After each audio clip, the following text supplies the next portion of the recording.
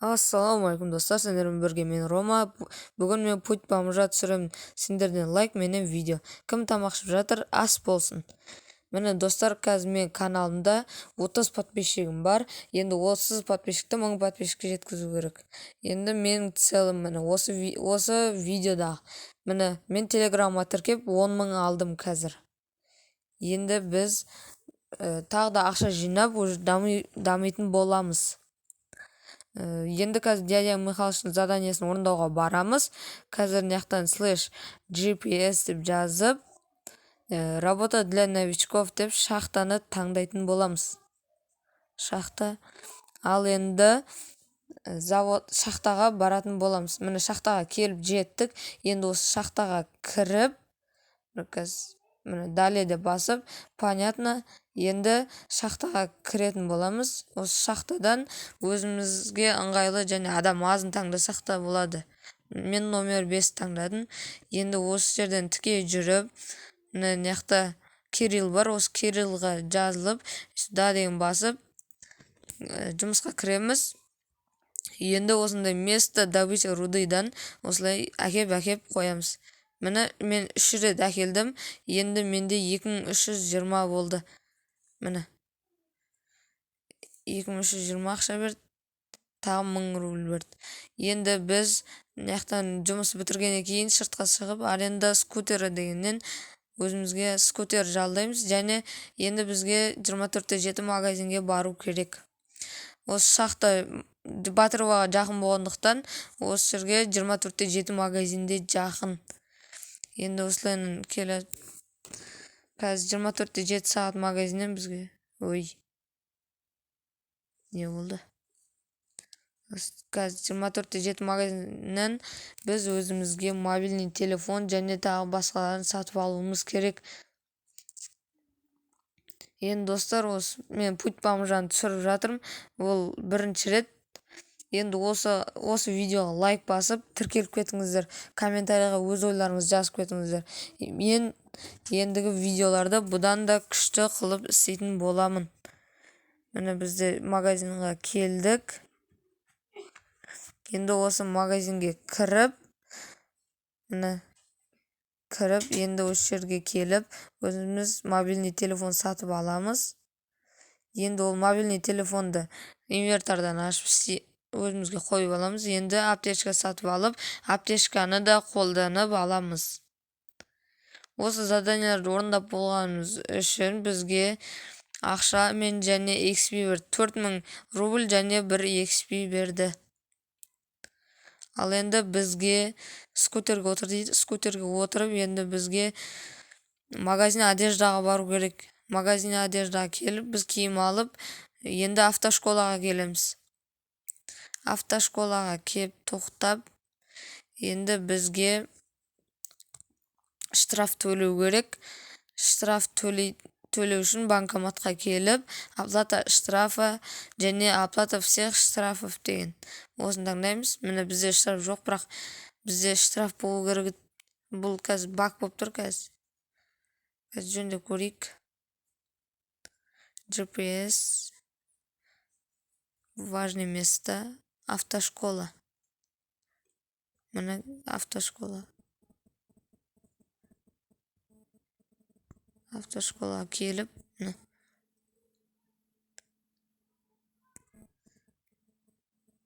енді міне қазір бізде подарок кепті. Осы подарокты получить етеміз.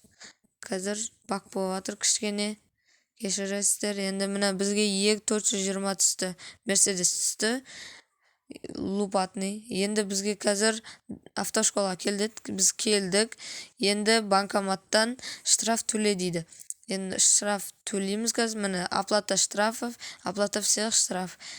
Достар, сіздер де өйстіп мен сияқты істеп тез дамып кетсеңіздер болады.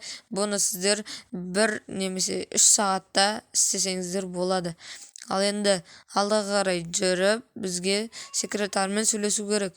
Секретармен сөйлескеннен кейін осы жерге кіріп, мынандай қызыл түсті осындай точкаға келеміз де экзамен тапсырамыз. Экзамен тапсыратын кезде көбісі қате кетіп өте алмай жатады. Сол өте алмай жатқан соң біз бұны таңдаймыз, өйткені бізге машинаға керек.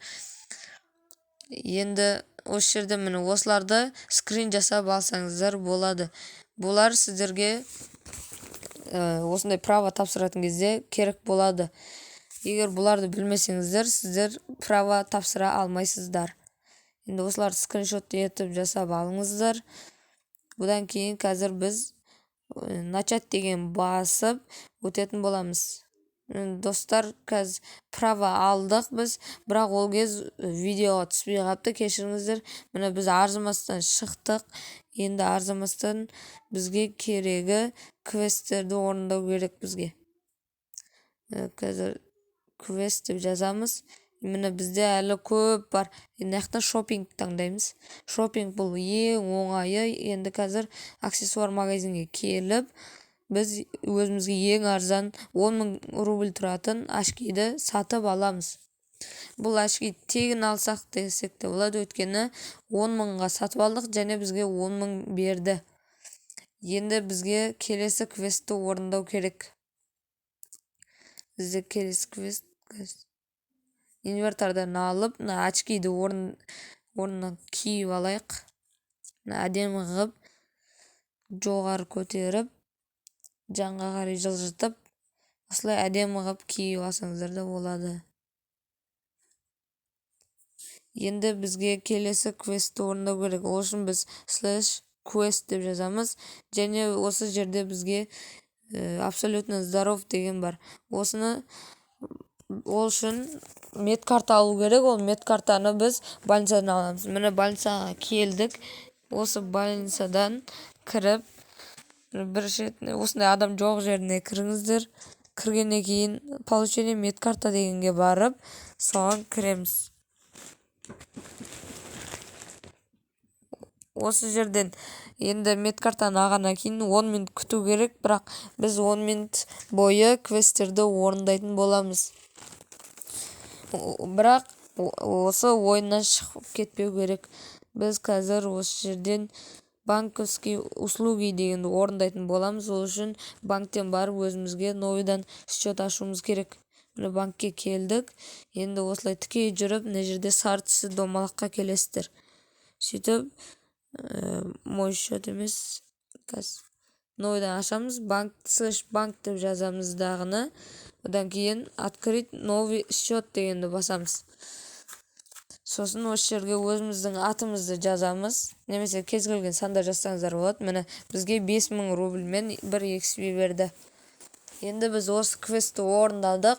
Енді біз тек медкартаны күту ғана қалды. Біз қазір екінші уровень болғандықтан ешқандай жұмыс істей алмаймыз. Бізде тіпті медкарта да жоқ. Сіздерді медкартасыз ешқандай жұмыс қабылдамайды. Егер медкарталарыңыз болса, бір басқа жұмыстарға, фракцияларға кіре аласыздар. Екінші уровеньнен бізде ашығы, олар армия, больница сондайлар ғой. Қазір біз нақтан магазин деген кіріп, төбеде Black Pass деген бар. Соған кіріп, задание деген басамыз. Міне нақта бізде уже 2 задание орындалған. Я здоров, исследователь отель. Енді бізге қалған заданияларды орындау керек. Міне дружелюбный деген. Қазір бізге бір адам тауып, сол адаммен қол ұстасу керек. Міне мен қазір заданияны орындадым. Енді осы заданияны орындағаным үшін маған ақша келді. Black Passқа кіреміз, заданияны басамыз. Міне 200 очко және 2000 рубль берді. Енді қалған заданияларды орындау қажет. Бізге маска сатып ал деген, магазинге барып маска сатып алатын боламыз. Маска алғаннан кейін енді бізде задание орындалды.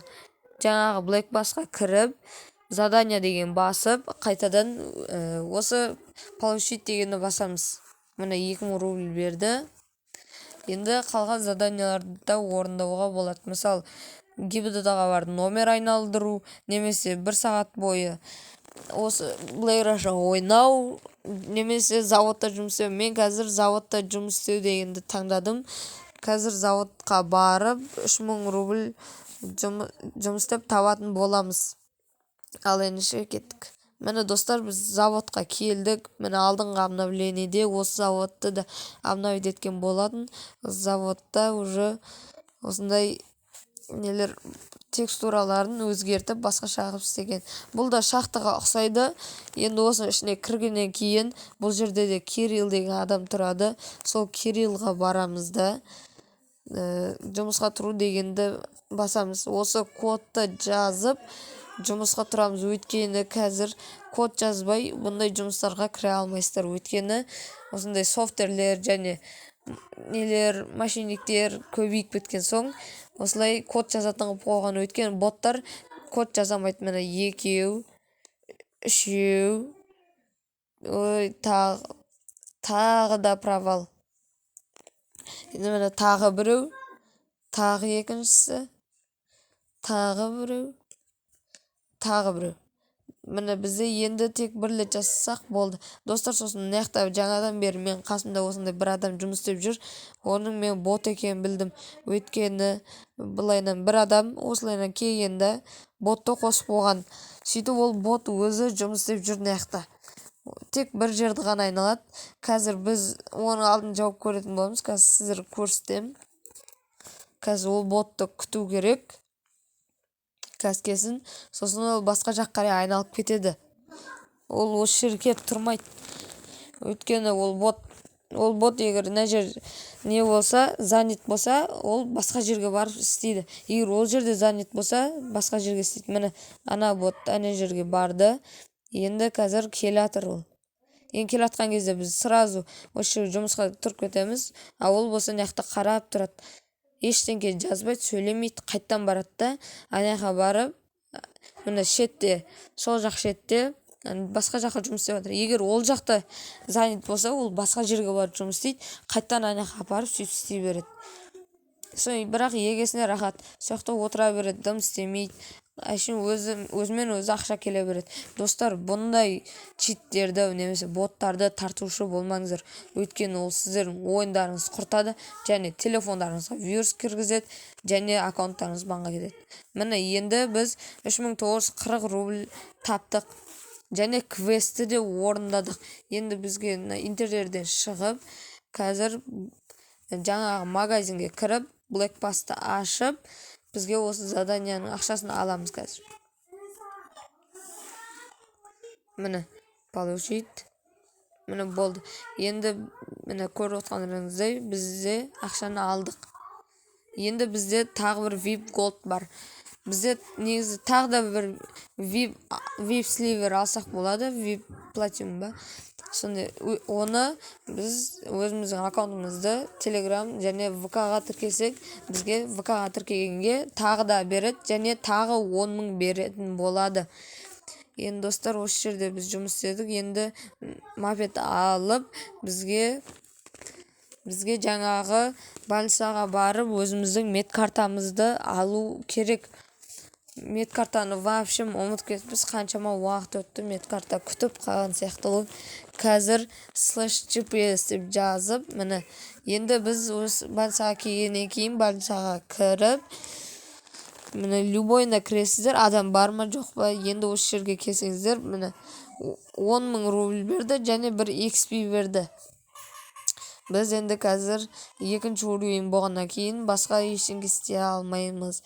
Енді достар, мен сіздермен қазір қоштасайын деп тұрмын. Өйткені қазір ендігі квесттерді, тағы да квесттер көп әлі. Ол квесттерді ендігі бөлімдерде орындайтын боламыз. Сіздерге барлығы түсінікті болды деген ойдамын. Ал достар, мен каналыма тіркеліп, лайк басып кетіңіздер. Және осы видео ұнаған болса, өз ойларыңызды комментарийға жазыңыздар. Ал достар, енді сіздермен қоштасатын уақыт келді. Ал бәріңіз сау болыңдар достар. Всем пока.